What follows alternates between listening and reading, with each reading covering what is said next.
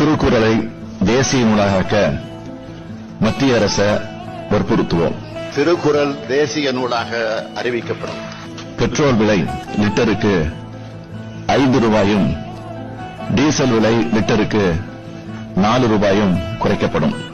LPG cylinder விலை 500 ரூபாய், petrol விலை 75 ரூபாய், டீசல் விலை 65 ரூபாயாக குறைக்கப்படும். நீட் தேர்வை ரத்து செய்ய கழக ஆட்சி அமைந்ததும் முதல் சட்டமன்ற கூட்டத்தொடரிலேயே சட்டம் இயற்றப்படும்.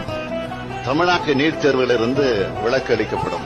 இந்தியாவில் வசிக்க விரும்பும் அகதிகளுக்கு இந்திய குடியுரிமை பெற்றுத்தர நடவடிக்கை எடுக்கப்படும். தாயகம் திரும்பிய இலங்கை தமிழருக்கு இந்திய குடியுரிமை வழங்கப்படும். 100 நாட்கள் வேலை திட்டம் 150 நாட்களாக உயர்த்தி வழங்கப்படும்.